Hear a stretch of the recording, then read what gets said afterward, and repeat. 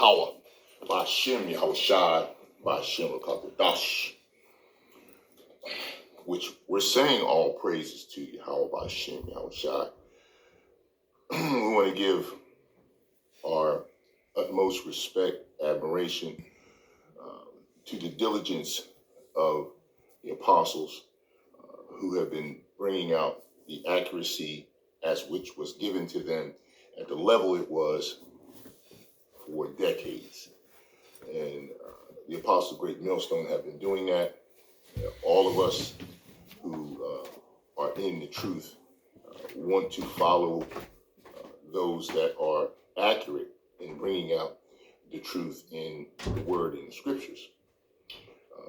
There is so much to still learn and so much to absorb and go through at this time when YAHAWAH BAHASHam YAHAWASHI is taking us through the paces in the process of prophecy.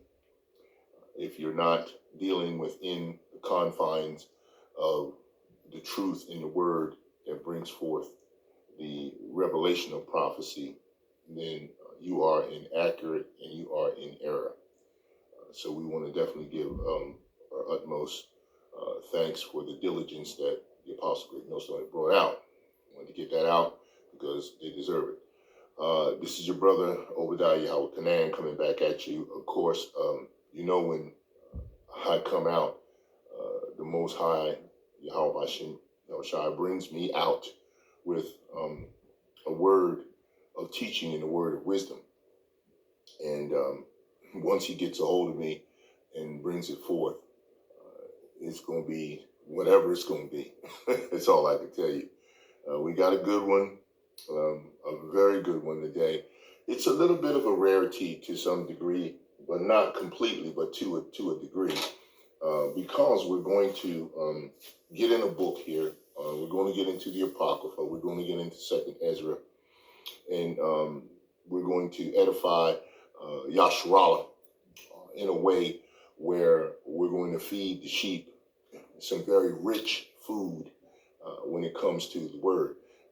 Not saying that the food that is being brought out by Yakim is not rich in its favor to bring forth the edification and exhortation to YAHAWAH BAHASHam YAHAWASHI, because it is everything that you bring out. If YAHAWAH BAHASHam YAHAWASHI is in favor of letting you bring it out, it's going to be something that I believe, if it is truly led through the Spirit, through the Rawacca Qadash, that it will bring forth the fruit that is necessary to feed the sheep. This is going to be a rich meal today, and it's going to be a teaching meal. So you're going to need to get your Apocrypha out for this one. If you don't have one, you need to look it up on your device, whether you're using a phone or a tablet or whatever, what have you. You want to look up your Apocrypha, okay? And because we're going to get into some things that I believe are going to enlighten us in areas that we probably don't touch so deeply, but we need to, because as I said before, we're dealing in a measure where the Most High, the way he operates is he controls all sides of the spectrum. He controls all sides of the board. And similitudes are important, okay? And we need to know about how they operate and what the measure is. We need to know what the meaning of similitude is in the Bible, and we need to go there, you know, and get what we need from that perspective, because it's important. Now, you know, a similitude for the most part is a way of bringing forth information that can transpire in sort of a, if I can say it this way, it's an example of what is to come, but it can be parabolic at some point, and sometimes it can be literal, and sometimes it can be a combination in terms of what the similitude is. And normally that's what we try to look forward to in terms of bringing you information through the language and through the scriptures and through the truth. We want to understand how that operates. Now, the title of this lesson that YAHAWAH BAHASHAM YAHAWASHI gave me is Occupy Until I Come, or Occupy Until Yahawashi Comes, right? And part of the thing that we need to express and talk about here in the commentary is we're going to reference the fact that we want to understand, can we operate within the right spiritual and scriptural framework of the similitudes given by the image of the voice? Okay, I'll say it again.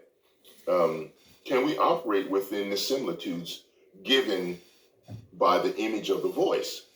And we're going to break that down in 2nd Ezra, because we're going to be in 2nd Ezra today, where we're going to do the teaching. And the 2nd Ezra, we're going to touch chapter 3 and the beginning a little bit, and then we're going to raise to chapter 5, and we're going to get a whole lot of it. So we're going to try to get all this in. It's going to be quite lengthy, but it's going to be quite fruitful in terms of the information that's going to be passed in terms of the teaching. This is not an entertainment, okay? I'm not here for your entertainment. If you wish to be entertained, then you're going to have to go to another channel and look for all the famous frills and spills and graphics and all the stuff that, excites you with all the sounds and everything else that's going on. I'm not doing that here. That's not the nature of what we're doing, okay? So if that's what you're looking for, it ain't going to happen, okay? We're here to give a sacrifice of praise to the Most High, and we're going to give the sacrifice of praise through, of course, His truth and His word. So we just got to get ready for that. So you want to get your apocrypha out, and we're going to get into this, because we're going to talk about how we're supposed to be occupying before Yahawashi gets here. Now, I'm going to say this because I need to bring this out. My Achaim brother in Yasharallah, they speak strongly in terms of the things that are occurring in this point in time in prophecy. Everything that YAHAWAH BAHASHAM YAHAWASHI has already ordained and predestined and preordained is in the prophecies of His truth and His word. And it will happen no matter what we say or no matter what our particular understanding is. It's going to happen the way YAHAWAH BAHASHAM YAHAWASHI brought it down and is putting it down and has already put it down. It's not about us. It's not about what we say in general. It's what the Rawacca Qadash is saying through men of the Lord, so to speak, if we are blessed and graced to be in that favor, and then bring this truth the way we can. But He controls all things. Nobody has any power, no angel, no one, no prophet, no apostle, no elder, no bishop, no one has any power but YAHAWAH BAHASHAM YAHAWASHI. And you got to keep understanding this. You got to get this drilled into your mindset, that all of the things that are happening, all of the MOTB stuff, all of the juice that's being pushed and pushed out, the Most High is doing this. It's not Esau doing it. He's doing it through Esau, but it is the Most High that is doing this. You have to get this focus. You got to get your mind around this. I know that my brethren, my Achaim brethren, though oh blessed as blessed, and oh blessed they are in terms of their truth, in terms of what they bring out. But sometimes they don't do what I think is important, which is to do your disclaimer and give the Most High His credit. He is that Ashalah, that can bring out, El Shaddai. He's that El Shaddai. He is that demon-like power. He does all parts of the situation. If there's going to be a famine, if there's going to be a supply chain that's going to go down and not be able to provide, if there's going to be those that will not have food and those that will have food, if there's going to be those that will survive and those that won't survive, He's doing it all sides. He plays both sides of the chessboard. He's playing the left, the right. He's got it all. You've got to make sure that you disclaim the fact that everything that's being done is being done by Yahawah. by YAHAWAH BAHASHAM YAHAWASHI. It's not something that an entity that he created in any fact, shape, form, or fashion has power to do outside of his control. There's nothing that can operate under some additional power that's not under the Most High's control. If you're going to experience anything that's going on, all is the scripture will. The brethren bring you scriptures on this all the time. And we need to be careful to make sure we back up saying the fact that the Most High is doing this all the time. So if you talk about something that's getting ready to befall the people of this entire earthly plane, the heathens, as well as the Israelites, as well as the 144,000 of the elect, the very elect, to the 1/3 of the elect, to the 2/3 of those that of Israel that have to be put down on this side. The Most High already predestined all this to happen. It's going to happen the way He said. It's not going to be something that you get a chance to try to expound on as though there's some power that's out here operating in a rogue fashion. It's not going down like that. He's doing all of it. He controls every single portion of His creation. Nothing is beyond His power. His power can do anything He wants to do in any way. He can bring back every entity He created and bring it right back in existence without our help. He doesn't need our help to bring anyone back. He doesn't need our help to take someone down or to bring someone up. Okay, perfect example, just real quick, little synopsis. Yahawashi, when He came and He died on the cross, once His flesh body that the Most High created and was laid in the tomb, in the 3 days that the flesh was there, that flesh was corrupted. It had to go through corruption. But what did the Most High do? Who raised Yahawashi? He didn't raise Himself. The Most High raised Him. He raised Him in let's just say 3 different levels of regeneration, okay, or reincarnation, if you want to call it. The both are the same, okay. He raised up that spirit. He took that spirit and He did what Yahweh decided to do with it. You don't know, I don't know, but He decided to do what He wanted to do with it.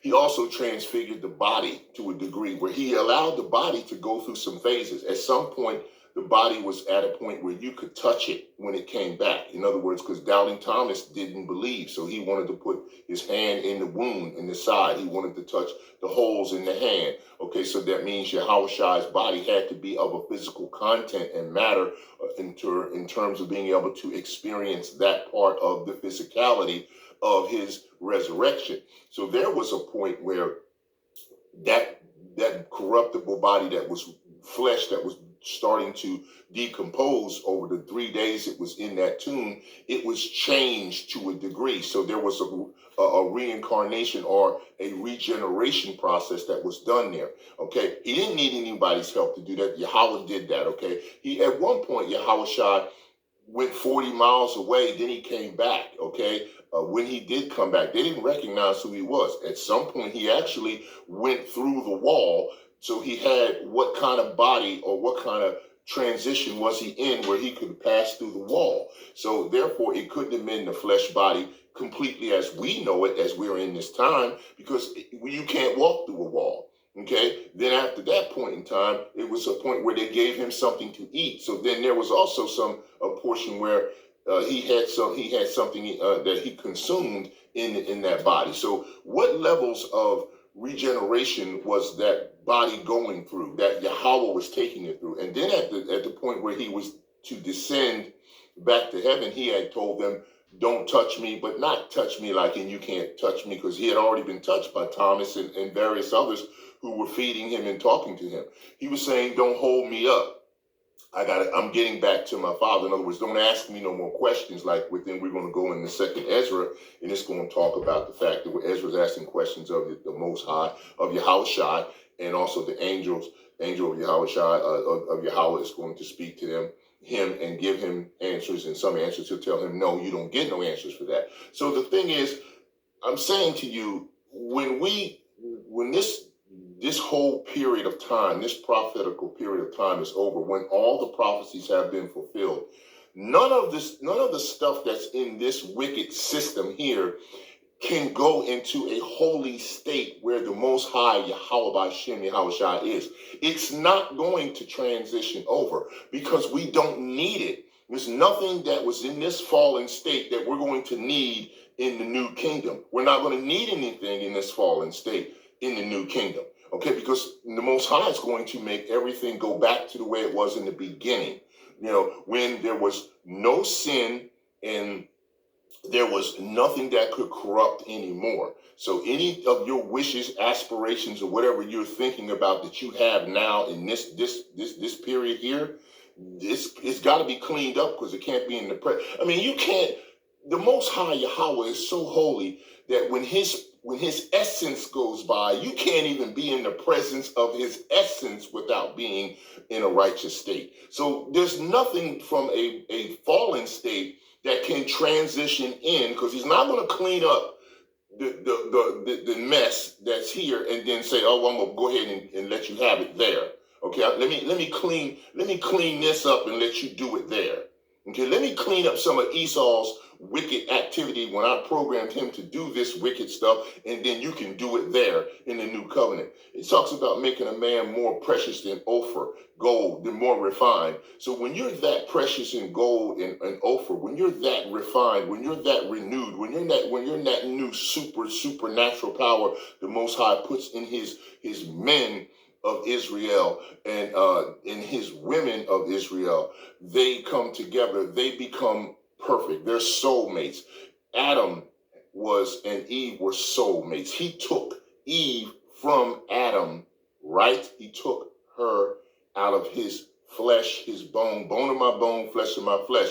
Once he breathed life into Adam, Adam became a living soul. So he took that woman that he made for him out of his soul. That's a soul mate. Soul mate, not soulmates, soul mate. Okay? There was other females in the garden prior to, with all these other nations, that Adam saw them when they were amongst these other nations that were there, because there were other trees in the garden. He said the trees in the midst of the garden, you don't go near to mess with that. Leave that alone, it's wicked for a reason. But there were other nations in the garden, he said, that you could talk to and deal with. They had women there too, but he didn't want those women. Why did he not want those women? At the time when he was not in a fallen state, he didn't want them. He said, no, I'm not interested in that. And so the Most High made a soulmate specifically for him.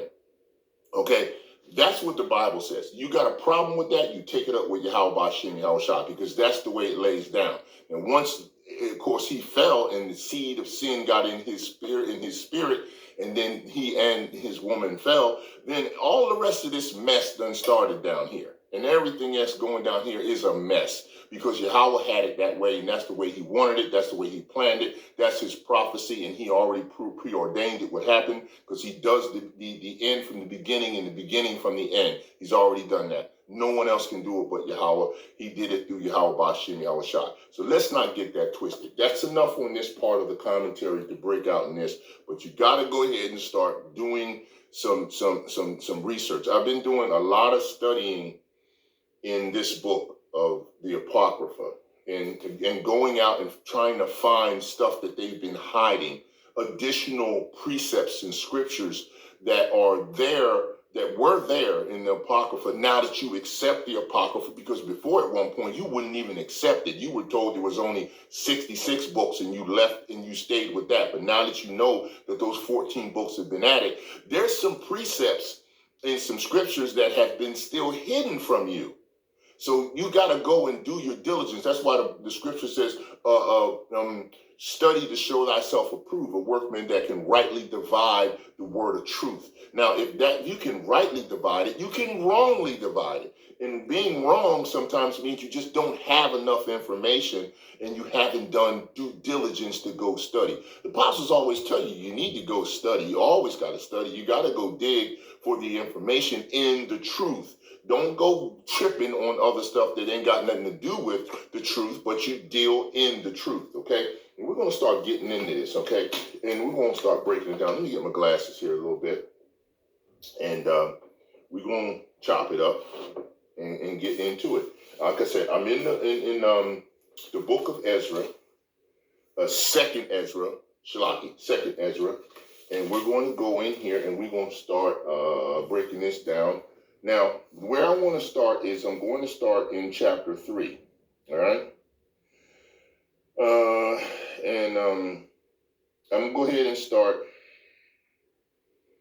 at the top of chapter 3 in verse 1. And then I'm going to read, and then I'm going to pop on some of the other chapters that I got to pull my lesson together about occupying until YAHAWAH BAHASHAM YAHAWASHI comes, because we have to operate within the similitudes given the image of the voice, through the image of the voice, by the image of the voice, okay? All right, verse 1. Got your apocrypha out. 2nd Ezra, chapter 3, starting at verse 1. In the 13th year after the ruin of the city, I was in Babylon, and I lay troubled upon my bed. Thy thoughts came up over my heart, okay? For I saw the desolation of Zion, and the wealth of them that dwelt in Babylon. And this is very much akin to what's going on right now. So you got to understand, this is prelude to leading up to what we're dealing with as far as what Yahweh's plan has already planned for us at this point in time, going into the final phase of prophecy, okay? All right. And my spirit was sore moved, so that I began to speak words full of fear to the Most High. See, you hear a lot of things similar to that actually going down in terms of the way some of the Yasharal is bringing out some of the conversation about what befalls us as prophecy moves forward. Like in reference to talking about what kind of devices and what kind of activities are being done through pseudoscience, and what kind of things are being perpetrated through enchantments and things of that nature. And it kind of puts a lot of people in fear, because I remember Elder Yashawamba, when I was listening to a lesson he did, he talked about the fact that the fear factor is very high right now in terms of how they wish to push agendas that the Most High is bringing forward. Clearly, he tells you that the Most High is in control of this, and he's bringing these things to pass. But those that are not in the truth and not in the knowledge of the truth don't understand, and they are in fear because they don't know Yahweh and know why they're going through the things they're going through. Okay, moving forward. Okay, all right, don't want to hold on, all right? And it says, and my spirit was sore moved, so that I began to speak words full of fear to the Most High, and said, O Lord, right, who bearest rule, thou speakest at the beginning. Okay, so from the beginning to the end, he's done this already. When thou didst plant the earth, and that thyself alone, right, and commanded the people. So Yahushua obviously is in control by the Father to do this work that had been done. Okay, and gave us, okay, Shalaki. O Lord, bearest rule, thou speakest at the beginning, when thou didst plant the earth, and that thyself alone, and commanded the people, and gavest the body unto Adam without soul. See, so this was without the soul, right? Which was the workmanship of thine hands, and didst breathe into him the breath of life, and he became a living soul before thee. See, right there, that's what I'm saying. Soulmate issue, or he's a soul. That's what we tie that together with when he made Eve and took Eve from Adam out of his soul, right? The metabolism that he built Eve. Okay, so that's the soulmate connection, right? And thou leadest him into paradise, which thy right hand had planted before ever the earth came forward. So he was leading him into paradise before the earth came forward. And in terms of translating that means that he was already in the truth. He was already in the righteousness of Yahawah BaHaSham YAHAWASHI. And at that particular point in time, he was about to be put in the garden, in the Garden of Eden. Because you can read that also when you go to Genesis to talk about he made Adam, and then he took the man and he put him in the Garden of Eden. So where was he prior to being put in the Garden of Eden? So, I just want to let you know the paradise, right? Which thy right hand had planted before ever the earth came forward. And unto him thou gavest commandment to love thy way, which he transgressed. Now, I'm not going to walk past that because that's important. See, that people used to say, well, there was no law prior to Adam. That's wrong. He said here he just gave him commandment. So if he gave him commandment, then what are you saying? That is clearly telling you right there that that's the law. Okay. And plus, he's told him, don't do something. Don't touch, deal with, communicate with those in the midst of the garden. That's a law. See, that's the law being laid down, right? To love thy way. In other words, to love his way means to follow the commandments. What does the word say? If you love the Father, you keep his commandments. You do his commandments. Which he transgressed, and immediately thou appointed death in him and his generations, of whom came nations, tribes, people, kindreds, out of number. See, so you can see right there off the bat, there was a situation, right, where at that particular point in time, now Adam became fallen. Okay, now we got a fallen situation that's going on with Adam, right? You can see that that's the case, right? He saw death, and he became of a fallen state, all right? With his this is not excluding Eve, but she was in the picture during this time when the state of fallen became the case, okay? And every people walked after their own will and did wonderful things before thee and despised thy commandments. Wonderful things can be also wonderfully wicked as well as wonderfully righteous. Okay, so let's not look past the fact that he's saying wonderful things. It doesn't exclude the things that are not righteous to the Most High. Okay, and again, in process of time, thou broughtest the flood upon those that dwelt in the world and destroyed them, okay? Because that was the first destruction, which comes. The next one is what, as all the apostles said, we coming with nuclear fire, which the Bible says, nuclear fire coming from the missiles that come to the areas that the Most High plans to take out, based on the fact that he prophetically named these nations in Psalms 83 that did the things to his chosen people. They all have to pay wherever they are. It doesn't matter, okay? All right.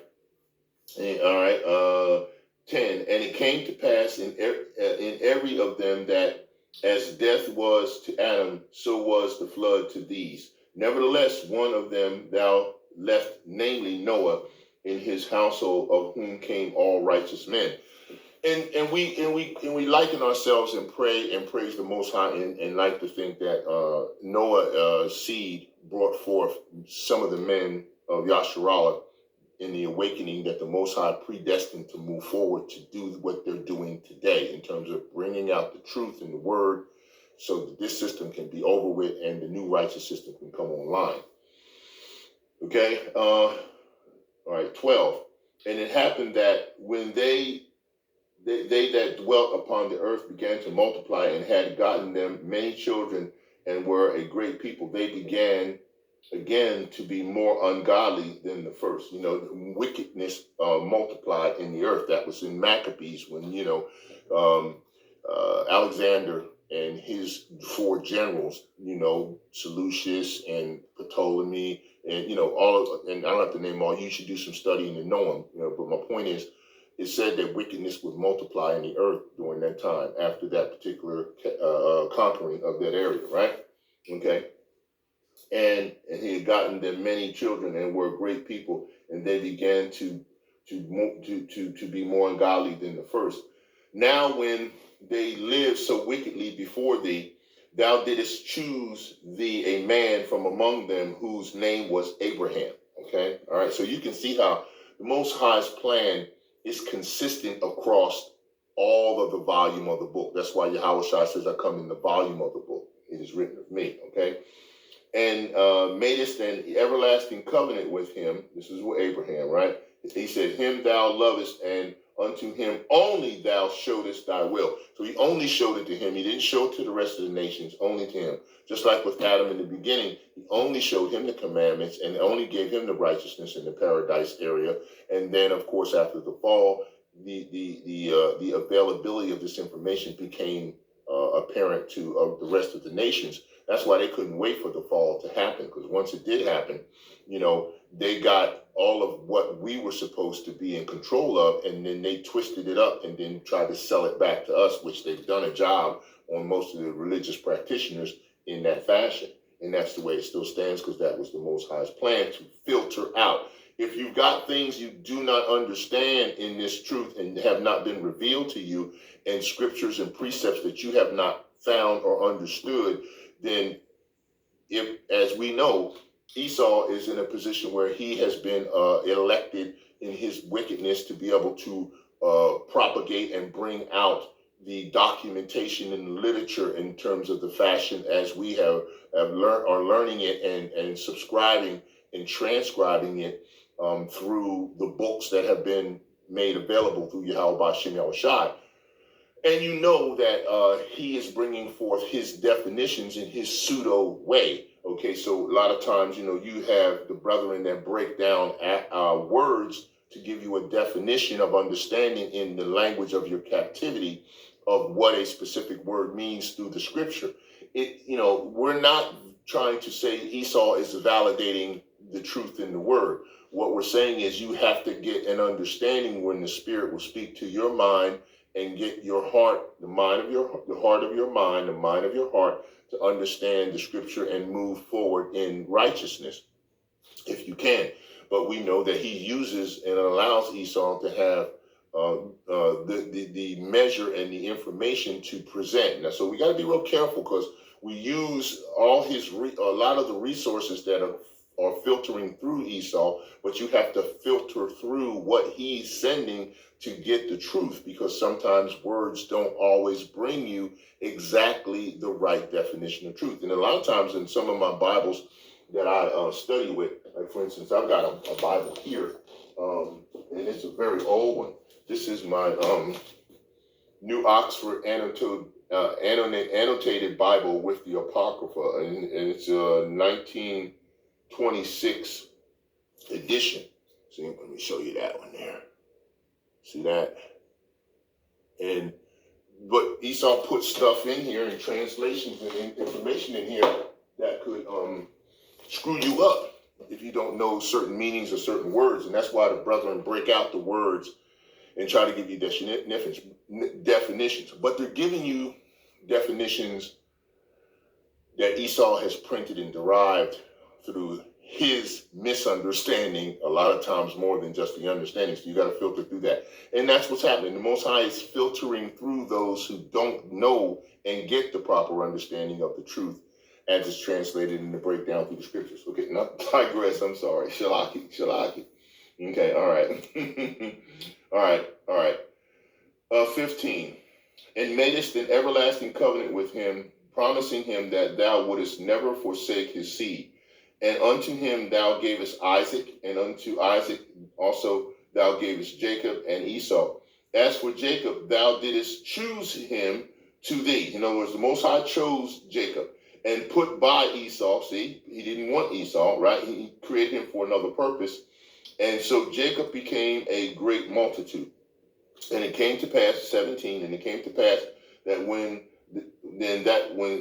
thou leadest his seed out of Egypt, thou broughtest them up to Mount Sinai. 18.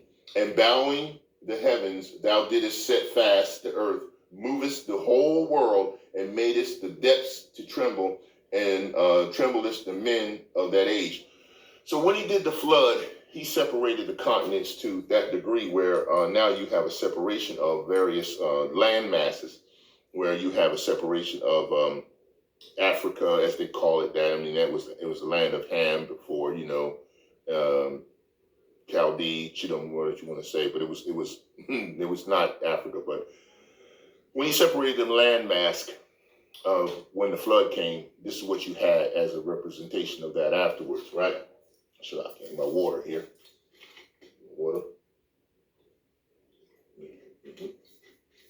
Okay, all right. Going back. All right, now I'm at 19. All right. And thy glory went through 4 gates of fire. Now the 4 gates we were talking about, they're the 4 winds in the earth, right? And those 4 gates where the 4 angels stand, and those gates of fire would be where the fire of creation goes through that level, right? And the fire and the earthquake and the wind and the cold that thou mightest give the law unto the seed of Jacob, and diligence unto the generations of Israel. Okay, it's very important to understand that, right?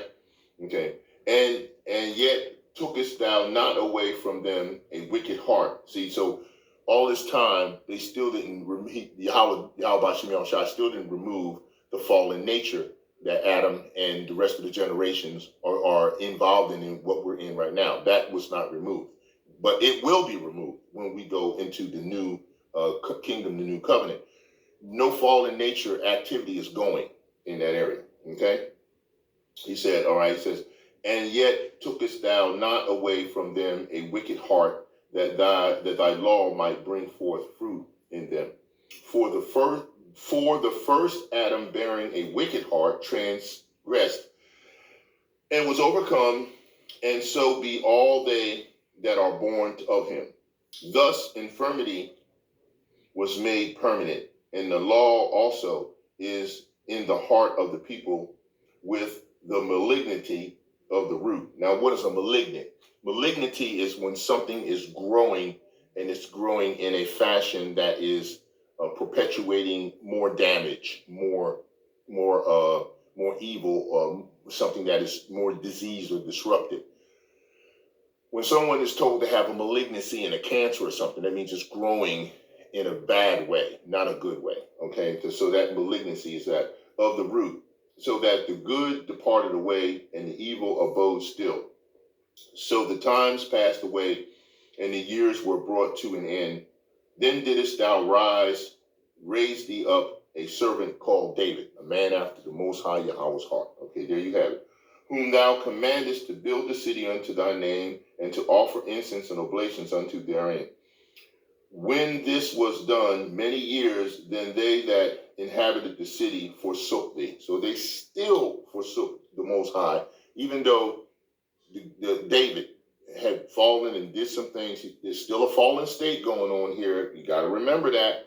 And even though there are some righteous things that are being done that the Most High is willing to accept, still the nature of the overall process is still a very fallen state. Okay? All right?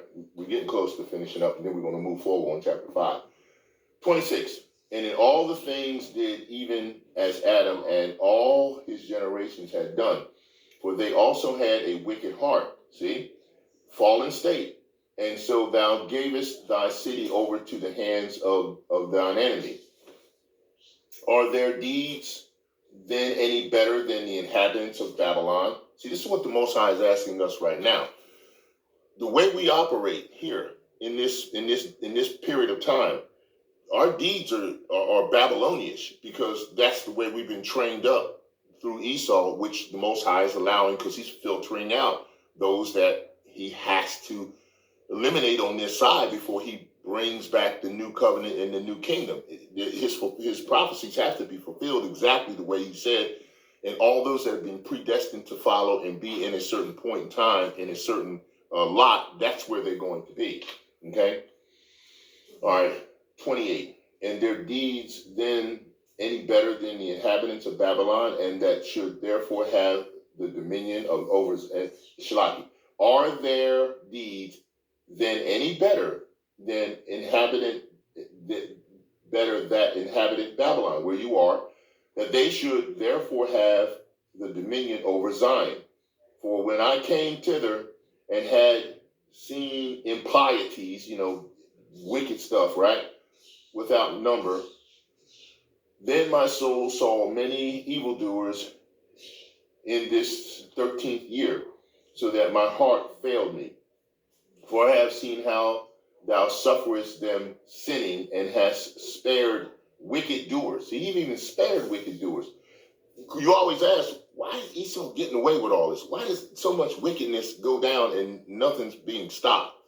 But Yasharallah is definitely being punished, because he expects more from us, because he gave us the truth. He didn't give it to them. And hast destroyed thy people, and hast preserved thine enemies, and hast not signified it. Right? 31. I do not remember how this may be left. Are they then of Babylon better than they of Zion? Question. No. Or is there any other people that knoweth thee beside Israel? Question. Or What generation hath so believed thy covenants as Jacob? And yet, so you can tell he only gave us the word and the truth. He didn't give it to anybody else. So clearly that tells you right there. And yet their reward appeareth, shalaki. And yet their reward appeareth not, and their labor hath no fruit. For I have gone here and there through the heathen, and I see that they flow in wealth, which they do, and think not upon the commandments. See, because they think their kingdom's going to go forever, and it's not. But that's what their thought process is. Weigh thou therefore our wickedness now in the balance. See, Most High going to balance everything out. Nothing's going to be unbalanced, so no wickedness is transitioning over to the new covenant. And there's also that dwell in the world, and so shall thy name nowhere be found but in Israel. Right? Or when was it that they which dwell upon the earth have not sinned in thy sight? Or what people have so kept thy commandments? Thou shalt find that Israel by name hath kept thy precepts, but not the heathen. So there you go. That's 3 that tells you right now, this is the state of where we are and what we're going through. And this is where the process is going through with the Most High and his prophecy. Now, what I'm going to do is, again, like I said, these are a lot of the similitudes that you heard and you saw in here were being brought forth in terms of the state of Israel and Yasharalah's situation going forth in prophecy. So we now need to continue going on, understanding the signs, where we are at this time, and how things are moving forward for the occupy until Yahawashi comes. All right, we're going to 2nd Ezra chapter 5, starting at 5. All right. Now concerning the signs, behold, the days are come when those who dwell upon the earth shall be seized with great terror, seized with great terror. And the way of truth shall be hidden, and the land shall be barren of faith, and unrighteousness shall be increased beyond what you yourself see. And you're seeing the uptick in that situation becoming very apparent right now. That's what we're dealing with, okay? So let's definitely give validation to that. All praises to YAHAWAH BAHASHAM YAHAWASHI. Okay. All right. It says we never seen, right? All right. And the way of truth shall be hidden, and the land shall be barren, and the unrighteousness shall be increased beyond what you yourself see, and beyond what you heard of formerly. And the land which you now see ruling shall be waste and trodden, and the men shall see it desolate. But if the Most High grants that you live, you shall see it thrown into confusion after the 3rd period. You hear that? So that 3rd period is coming right now. That's that what? First World War, first woe, second woe, third woe. Okay, here we go, right? And the sun shall suddenly shine forth at night, and the moon during the day. Blood shall drip from wood, and the stone shall utter its voice. The peoples shall be troubled, and the stars shall fall. Verse 6. And one shall reign whom those who dwell on earth do not expect, and the birds shall fly away again. Was it Biden? We didn't expect that, right? But what can you say? And the sea of Sodom shall cast up fish, and one whom the many do not know shall make his voice heard by night. Yahawashi, and all shall hear his voice. See, that's that voice. That's what I said. This is bringing us into the image of the voice that I talked to you about, and we're going to hit scripture to that as well, as long as we get through, this in time, right? There shall be a chaos also in many places, and fire shall often break out, and the wild beasts shall roam beyond their haunts, and minstrous women shall bring forth monsters. We see this happening right now. You can't tell me you're not right in the midst of this prophecy. And this is what Yahweh is doing. The Most High is doing this. That's who's doing this, y'all. Okay? And salt water shall be found in the sweet, and all friends shall conquer one another, and then shall reason hide itself, and wisdom shall withdraw into its chamber. And it shall be sought by many, but shall not be found, and righteousness and unrestraint shall increase on the earth. And one country shall ask its neighbor, has righteousness or anyone who does right pass through you? And it will answer, no. And at that time men shall hope, but not obtain. They shall labor, but their ways shall not prosper. These are the signs which I am permitted to tell you. And if you pray again and weep, as you do now, and fast for 7 days, you shall hear yet greater things than these. Now, do we do that? Do the prophets and the brothers in the Yasharallah, do they weep? Maybe. I don't know. Do they fast? Yeah, I'm sure they do. Do they do it for 7 days? Do they pray? Do they praise? I don't know. That's something that we have to consider, because we don't really know if that's exactly what's going on. You know what I mean? So we got to take that into consideration. All right? All right, now we're going to go into the conclusion of the vision. That's 14. Then I woke, and my body shuddered violently, and my soul was so troubled that it fainted. But the angel who had come and talked with me held me and strengthened me and set me on my feet. Okay? So that's what happened at that point in time. The angel came and he strengthened Ezra and set him on his feet, right? Now, 16. All right, now this is where, it says, now on the second night, Pathiel. Now, what does Pathiel mean? Pathiel is Yahawah has delivered. That's what Patlat, P-A-L-A-T, right? Patlat. Okay, Pathiel, a chief of the people, came to me and said, where have you been? And why is your face sad? Or do you not know that Israel has been entrusted to you in the land of their exile? Rise, therefore, and eat some bread, so that you may not forsake us, like a shepherd who leaves his flock in the power of the cruel wolves. So when you're eating that bread, that means you're eating that truth. You're bringing forth the truth that you can give to the sheep so that you can feed them, so that they won't be in the power of the cruel wolves. So this is what we're doing now, and this is what I'm bringing to you. I'm bringing you some very rich sheep food. This is like the cream of the crop of the sheep food that you want. This is something that is helping to teach you to understand where you should be walking and how you should be following the mission that the Most High and you agreed upon in the spirit world before you were brought here. I don't know how many times.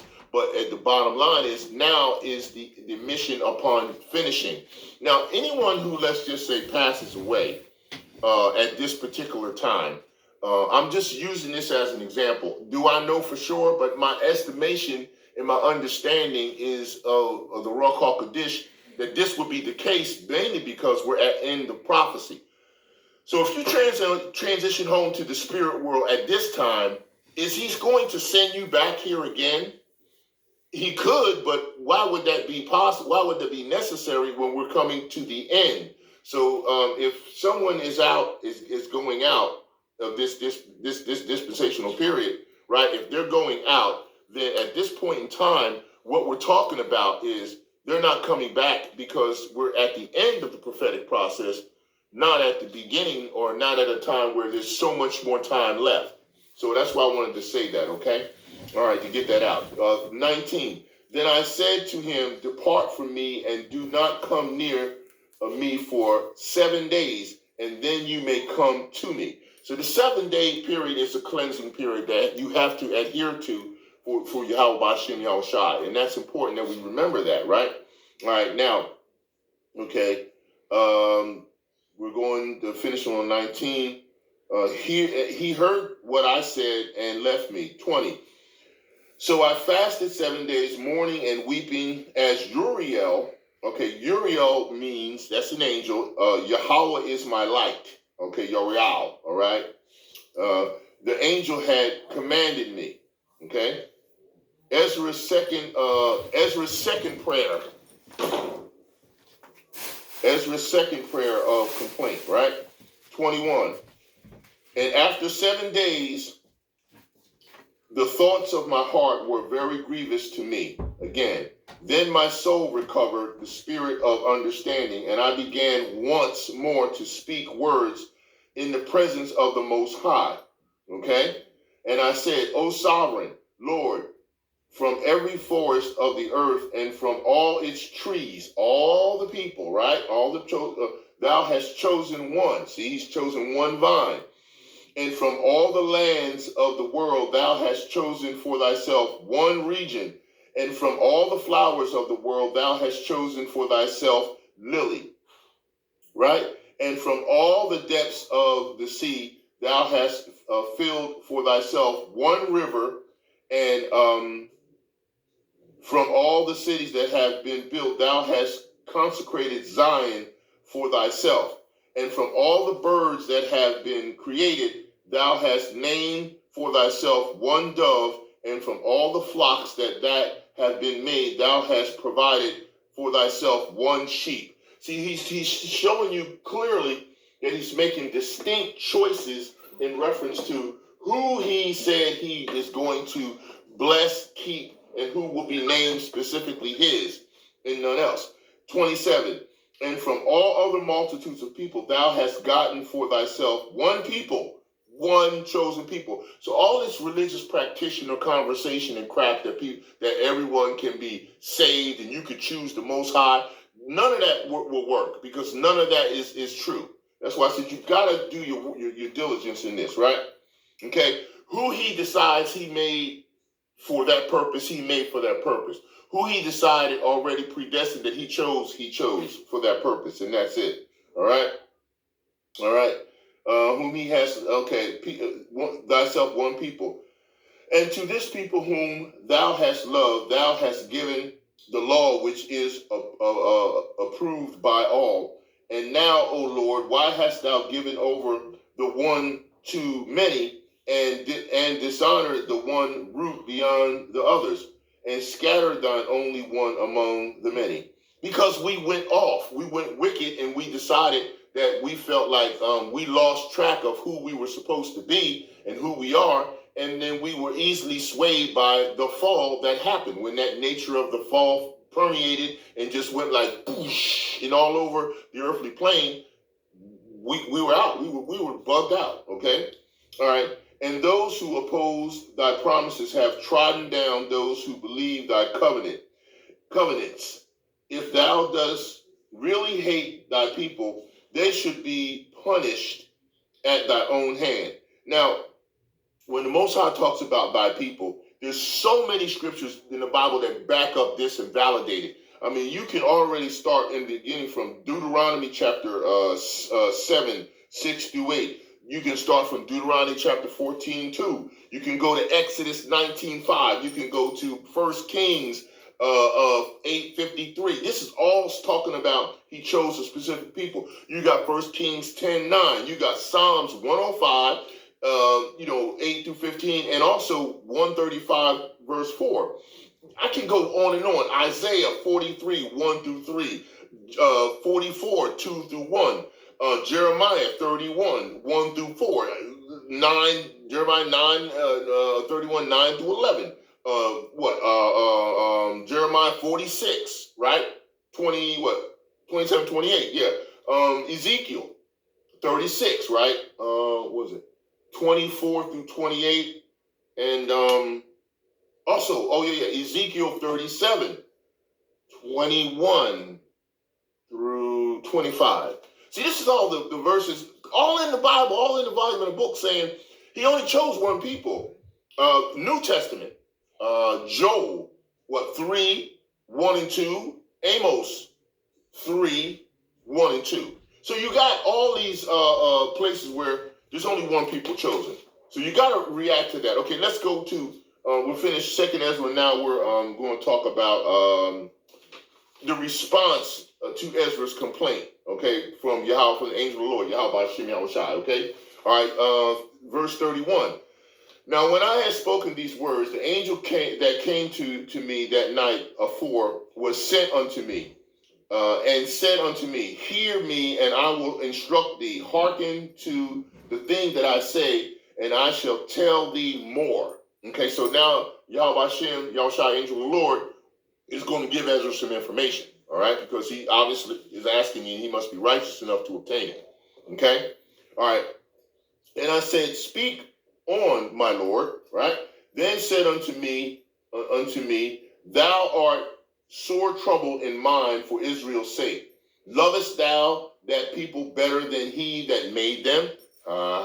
See, we in this truth cannot love the people more than the Most High does. Let's make sure we get that straight and not get it twisted. And I said, no, Lord, but very grief have I spoken, for many ruins pain me every hour, while I labor to comprehend the way of the Most High. Now, you can labor to comprehend the way of the Most High, but it doesn't mean you're going to actually know his way completely, because no one knows the mind of YAHAWAH BAHASHAM YAHAWASHI completely. You only know what he allows you to know at the metabolism level that you've been created to understand. And that's it, right? Okay. And to seek out part of his judgment, all right? And he said unto me, thou canst not. He said, thou canst not. In other words, you can't do it, right? Okay. All right, thou canst not. And I said, wherefore, Lord, question, and whereunto was I born then? Or why was I not in my mother's womb then my grave, that I might not have seen the travail of Jacob and the wearisome toil of the stock of Israel? These are his questions. He's asking some good questions. It's okay to ask good questions, because how else can you learn? And it says, if you get a question, be ready to give an answer. Now, do you determine who gets to ask a question? Who the hell are you? Are you Yahawashi? Are you the angel of the Lord? He's allowing questions to be asked of him. So why can't you ask a question and be ready to give an answer? If you don't have an answer, then you're going to give up something that would be a rejection, or you're going to be arrogant or prideful, and you're going to come back and not give an answer. You need to check yourself, because you are wrecking yourself. I'm telling you, you need to do what you're going to be like Yahushua and do what he do and have the mindset of the Mashiach. Then you need to go ahead and answer a question if it's a valid question that needs to be answered. Be ready to give an answer. Okay. All right. Was I born then? Right. Or why was I not in mother's womb? Okay, that I might have not seen the travail. Right. Okay, we did it. And 36. And he said unto me, number me the things that are not yet come, since you think you know everything, right? Gather me together the drops that are scattered abroad. That's the children, right, of Israel scattered. Make me the flowers green again that are withered. Open me the places that are closed, like the tree of life is closed off from the garden from us, right? That are closed. And bring me forth the winds that in them are shut up. Show me the image of a voice. That's what I said in my thing, in my topic here in terms of the title, right? I said, can we operate within the right spiritual and scriptural framework of the similitudes given by the image of the voice? I'll read that one again. He said here, all right? He said, show me the image of a voice, and then I will declare to thee the thing that thou laborest to know. Now, if you're going to show someone the image of a voice, what are you saying? Does a voice have an image, and does an image have a voice? Meaning there has to be some kind of theopoly that can present or project a sound that you can hear, which would be a voice, right? Or what presence would have a voice? See, so that's important, because he's almost asking, can he see YAHAWAH BAHASHAM YAHAWASHI? Right? But, that's what he's saying. I'm just saying, okay, 38. And I said, O Lord, that bearest rule, who may know these things but he that hath not his dwelling with men? As for me, I am unwise. How may I then speak of these things whereof thou askest me? So, in other words, you don't know everything, and you're only going to know things that he's going to allow you to know at the time you're supposed to know them, and then you will know them better as things go forward. Okay, all right. Moving on, 40. Then said he unto me, like as thou canst do none of these things that I have spoken of, even so canst thou not find out my people.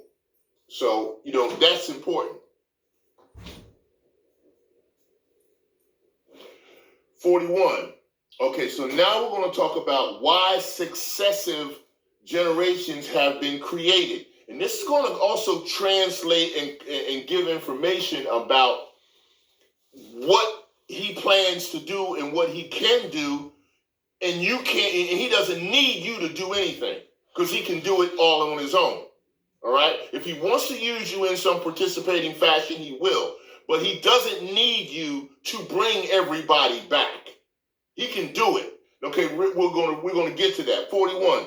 And I said, behold, O Lord, art thou near unto them that be reserved till the end? And of course he's near unto them because he predestined them to be in a position that he is near unto them. Okay, all right, the end. And what shall they do that have been before me? All right, or we that be now? So he's clearly telling you there were some that were predestined who were before you, and they had to perform a certain goal and process. And now what the ones that are right now are still doing what is to come, because he's regenerated these spirits in these individuals. Or they that shall come after us, right? Which is those that will proceed in the new covenant, all right? Now, and he said unto me, I will liken my judgment unto a ring. Now, what is a ring? A ring that a king has is a measure of authority, but also a way to create a form of communication and a form of, like if I take an insignia on the ring, if you take the ring and the insignia, right, and you go ahead and you press it to seal something. The kings used to seal on a piece of clay, on a letter or on a message, and they would show that insignia. They would press that ring on there. So that's a form of authority to say this is what we're going to do, right? Or what I want to be ordained or done. Okay. He said, judgment unto a ring. Like as there is no slackness of the last. In other words, see, the latter rain, things are happening exactly the way the Most High said in prophecy. There's nothing being slack. It's rolling forward, and it will. Okay? Even so, there is no swiftness of the first. In other words, we used to call somebody Swifty back in the day because you thought you were so smart and so cool. Hey, Swifty, come here, let me talk to you. You always got some swagger or some stuff going on. Yeah, no swiftness of the first. So you're not going to surpass or get out in front of the Most High and bring something out or say something or do something that he's not in control of. Okay, now here's 43. We're going to bring in some clarity on some things about how the Most High can do whatever he wants with his creation, and he don't need you to do it. Okay, it says here, so I answered and said, couldest thou not make those that have been made? Couldest thou not make those that have been made and be now, and that are for to come at once? Okay, now let me break it down again, but use how it's here. Okay, so he answered and said, comma, couldest thou not make those that have been made, comma, and be now, comma, and that are for to come, comma, at once, semicolon. So that tells you right there, the Most High can do what he wants. Just like I said with YAHAWASHI. He took him through 3 different levels of regeneration with his body, his spirit, his soul, and everything else. And at the time when he did it all at once. Okay, now what? Answer, all right? Then he answered me and said, okay, at once, that thou mightest show thy judgment sooner. So he could do that and show whatever judgment level he wants to, anytime he wants to. 44. Then answered he me and said, the creature may not haste above the maker. Whoa, wait a minute. The creature may not haste above the creator. So when you asking for the Lord, the day of the Lord to hurry up and come, it's gloom and doom, and there's some stuff coming that we ain't even close to being ready for. I know I fear YAHAWAH BAHASHAM YAHAWASHI to the point where Oh, Father, I'm just right. If I forgot, let me get right to it right now. Please forgive me if I've said or done anything to offend you or the kingdom. Yahawah Bahashem Yahawashi, Baba Kashah, Abba Yahawah, the water, Baba Kashah, Kalal Yahawah Bahashem Yahawashi. I repent if I've said anything to offend you, the kingdom, or any of the members of the kingdom that are under your jurisdiction. Please forgive me, Father, because I know you ain't playing. I fear him. Are you kidding me? Then he answered and then he answered me, comma, and said, comma, the creature, us, may not haste above the maker, semicolon. You can't haste above the maker. This is what the word says. I don't care what man says. You listen to what Yahawah Bahashem Yahawashi said. He said the creature may not haste above the maker, neither may the world hold them at once that shall be created therein. In other words, you can't have everyone at this time all here, because he has a dispensation period, a time period for all that has to be here during the prophetic process moving forward. 45, and I said, as thou hast said unto thy servant, that thou which givest life to all, comma, hast given life at once to the creature that thou hast created, comma, and the creature bare it, colon, even so it might now also bear them that now present at once. Fire. 46, and he said unto me, ask the womb of a woman, and say unto her, if thou bringest forth children, comma, why dost thou it not together, comma, but one after another? Question. In other words, why don't you just bring them all? Like Esau come up with wicked stuff like he tried to have 8 with artificial insemination and all kinds of adding chemicals to you to see if you can have more than 4 or 5 babies at one time, or 6 or 7 babies at one time. Hey, the Most High made Eve with 2 breasts. For you, maybe 2 babies is good. You got 1 for each one. When back then you didn't have a whole lot of bottles and a lot of stuff that you can go feeding all these children at one time when you have them coming out. And when they do come out, they be real small. If you got 8, like you having a litter of puppies or something. Like you having a whole bunch of litter like an animal. No, he 2 at a time, man. He ain't doing it that way, right? Okay. He's balanced. He's balanced, people. Okay? All right. All right. All right. Pray, but one after another. Question. Pray her, therefore, to bring forth 10 children at once. You ain't doing that here. Now, you don't know what he's going to do in the new covenant. He may, in the new covenant, allow the bodies to operate in a fashion where one woman could bring 10 at once. We don't know. He's saying this here. Pray that, okay? But we don't know. 47. And I said, she cannot. He said she cannot, but must do it by distance of time. Okay? 48. Then said he unto me, even so have I given the womb of the earth to those that be sown in it in their times. 49. For like as a young child may not bring forth the things that belong to an aged adult, even so have I disposed the world which I created. All right? And, okay, now, this is like when and how will the end come, right? We're coming into that point here. And I asked and said, seeing thou hast given me the way, I will proceed to speak before thee, colon, for our mother of whom thou hast told me that.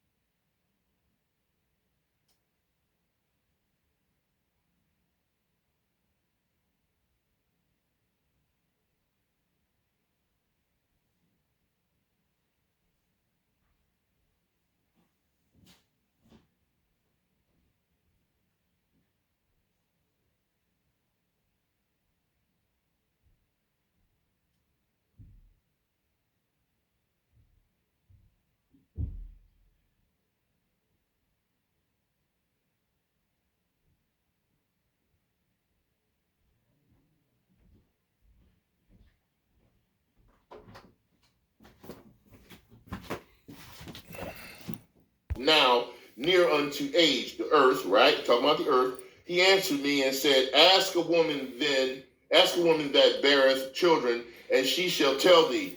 Say unto her, comma, wherefore are unto they whom thou hast now brought forth like those that were before, comma, but less of stature. See, so what he's telling you here is that as you have children younger, they're stronger. But if you have children when you're older, they're supposedly not as strong. Okay, so that's different. So the ones of old, even back then, they lived longer. They didn't have the pollutants and the crap and the things that we had to deal with. So naturally, it was more healthy and advantageous for them to live longer and be stronger. Okay, and she said, answer thee, they that be born in the strength of the youth are, see, of one fashion, and they that are born in the time of age, when the womb faileth, are otherwise. 54. Consider thou therefore